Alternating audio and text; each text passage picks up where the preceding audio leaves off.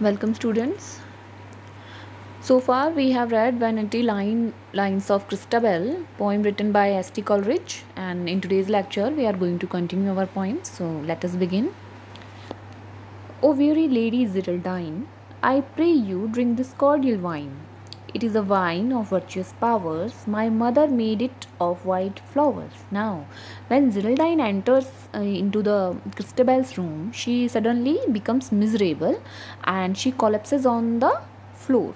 Now, Christabel offers Ziraldine a cordial wine. Cordial means some tonic, a kind of tonic or some a wine having some medicinal properties. Okay, and she tells her that this wine has some virtuous powers. Virtuous means health giving properties or some refreshing powers, and this wine is made by her mother using some wild flowers, and Christabel offers this to her to revive her from her miserable condition. And will your mother pity me, who am a maiden most forlorn? Now Ziraldine asks Christabel if her mother will show pity on her who is most forlorn. Forlorn means who is most pitiable or who is most miserable. Okay. Christabel answered, woe is me. Now Christabel tells Ziraldine, woe is me. Woe means sad or unhappy. That means she says that how sad I am or how unhappy I am. Why? Because she died the hour that I was born. Because how sad I am, because my mother died the hour I was born. That means she died just when Christabel was born. I have heard the grey-haired friar tell how on her deathbed she did say that she should hear the castle bell strike 12 upon my wedding day. Now Christabel tells Ziraldine that a white-haired friar, white-haired means old, friar means monk. Okay, so she tells Ziraldine that that an old monk told her that her mother declared on her bed that she should hear 12 strikes of castle bell on Christabel's wedding day. Oh mother dear, that thou were here, I would, said Ziraldine, shiver. Now Christabel wished her mother were alive on her wedding day, and Ziraldine also adds that I wish she were there. But soon her altered voice, said she, of wandering mother, peak and pine. But soon her voice changes. Ziraldine's voice changes and she says, of wandering mother. Now at this point, Christabel's mother's spirit appears to protect her from Ziraldine. But only Ziraldine could see her. Okay, and Ziraldine tells Christabel's mother's spirit to stay away from her. She says, peak and pine. Peak and pine. Ziraldine says that you should grow weak. Peak means you should grow weak, and pine. Pine means suffer. She says that I have power to bid thee flee. She says that I have power to instruct you to go away from here. Okay. And in these lines, Ziraldine is speaking to Christabel's mother's spirit. Okay. Alas, what ails poor Ziraldine? Ails means trouble. What was troubling poor Ziraldine, and whom she was talking? Okay. Why stares she with unsettled eye? Why she was staring into the air with unsettled eyes? Can she the bodiless dead spy? Can she see the bodiless dead? That means can she see the spirits or ghosts? Okay. And why with hollow voice cries she? And why she was crying in some hollow voice or some solid voice? Off, woman, off, this hour is mine. Go away from here, women. Ziraldine says, off, woman, off. Go away from here, women. Go away. Now Ziraldine is telling mother spirit to go away from there. This hour is mine. This hour is mine. This moment is mine and I will rule this moment. Ziraldine is saying to Christabel, mother's spirit. Okay, thou her guardian spirit be, of woman of it is given to me. Now thou, you are Christabel's guardian spirit. Guardian means protector or defender spirit. Okay, and now you are protecting her, but you cannot help her this time because this is my hour or this is my time. In these lines shows a struggle between Ziraldine and spirit of Christabel's mother, but Ziraldine is more powerful at this time and she drives the spirit away. Then Christabel knelt by the lady's side and raised to heaven her eyes so blue. Then Christabel knelt by the lady's side and raised to heaven her eyes so blue. Now Christabel kneels down by Ziraldine and looks towards heaven with her blue eyes. She tells Ziraldine that, alas, said she, this ghastly ride, dear lady, it had wildered you. Now she tells Ziraldine that maybe that ghastly ride means that bad horse ride has wildered you. Wilder means it has perplexed you or confused you. That is why you are behaving like this. Okay, because Christabel could not see the spirit of her mother, so she thought that Ziraldine was just babbling. Okay, and she thought that this was because of that unpleasant ride of horse that Ziraldine had taken. Okay. The lady wiped her moist cold brow and faintly said, it is over now. Now Ziraldine wipes her moist forehead and in a feeble voice says that it is over now. That means spirit of Christabel's mother is gone now, because Ziraldine is more powerful than Christabel's mother's spirit. Okay. Again the wild flower wine she drank. Her fair large eyes again glittered bright. She again drank the wine made of wild flowers, and her big, bright and beautiful eyes began to shine again.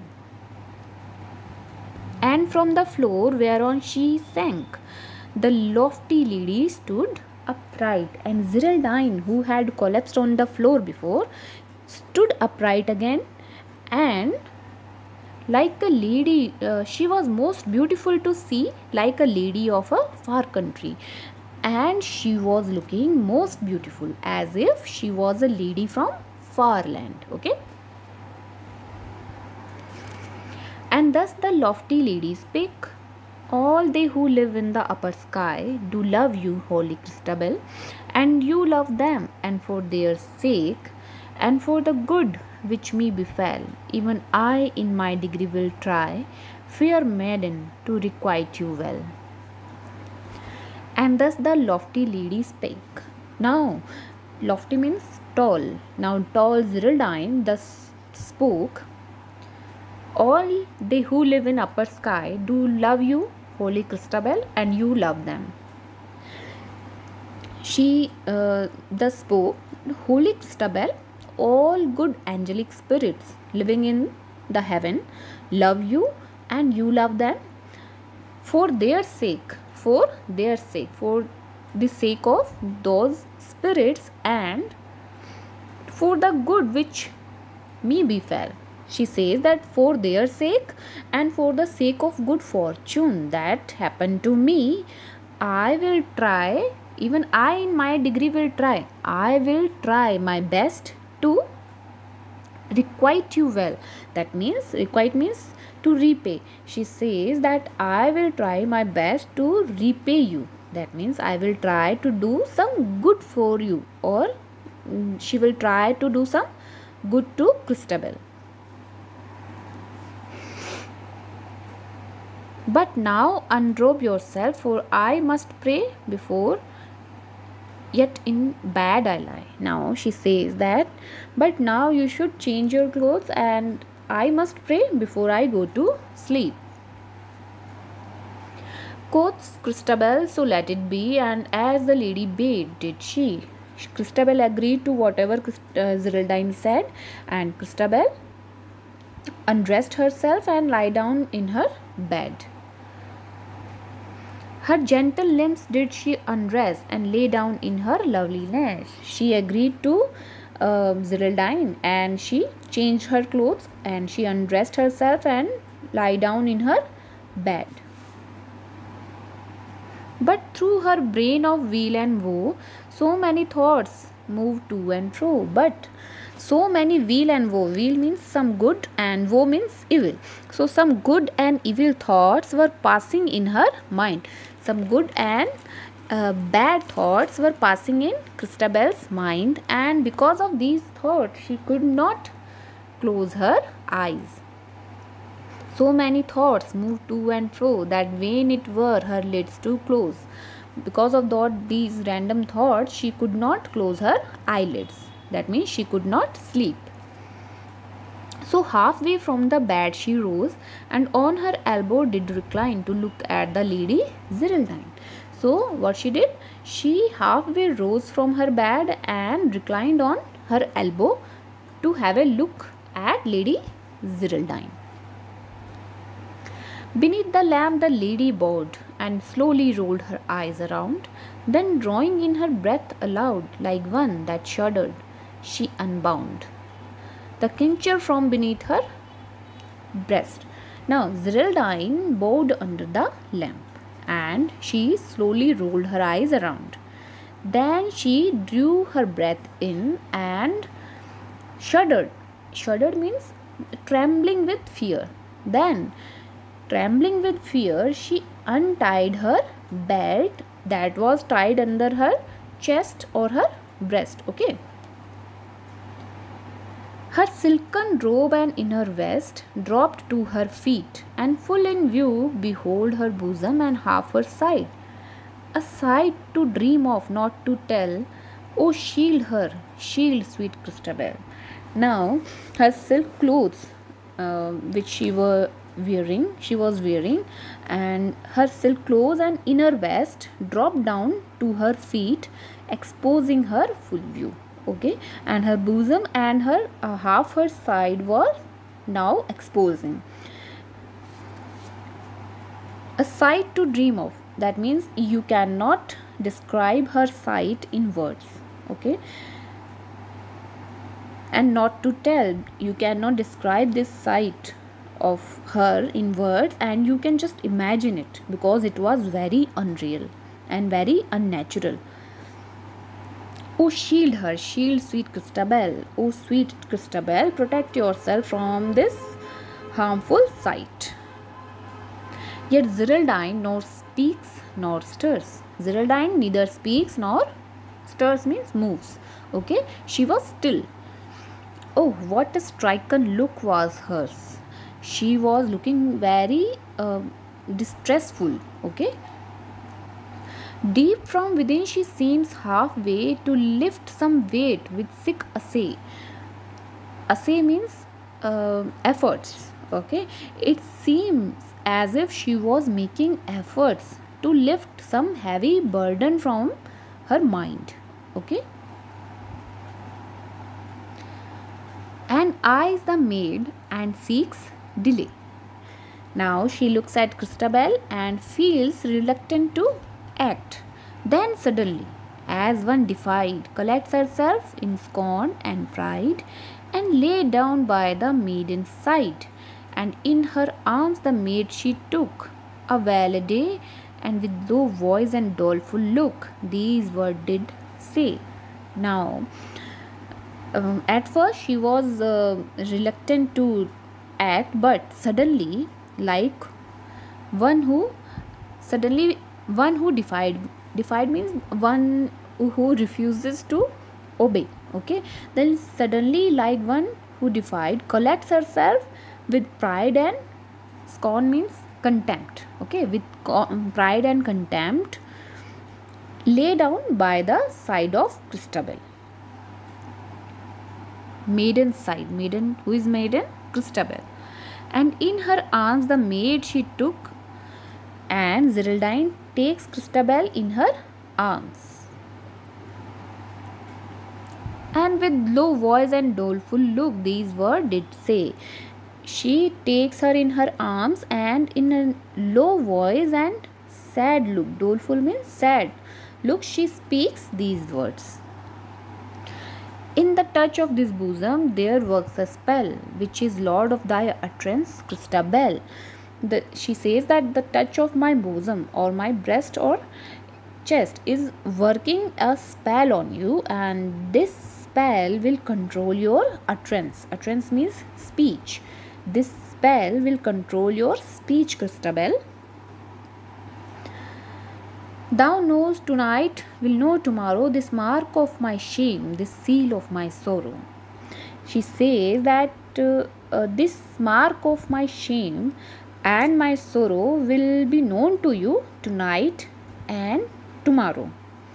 But vainly thou warest, but you war against it, your war against my spell will be futile. For this is alone in thy power to declare that in the dim forest thou heard a low moaning and found a bright lady surpassingly fair, and didst bring her home with thee in love and in charity, to shield her and shelter her from the damp air. So, this mark of my shame and my sorrow will be known to you tonight and tomorrow, but your war against it will be futile, because due to my spell you will be able to declare only that in the dark forest you heard a moaning sound, and that you found there a fair lady who was excessively fair, and you brought her home, and due to love and charity, and also to protect her from damp air. So, due to this spell of Geraldine, Christabel will not be able to reveal her true image to others, and because this spell of Geraldine will control her speech. That is all for today's lecture. We will continue this poem in our next video. Thank you.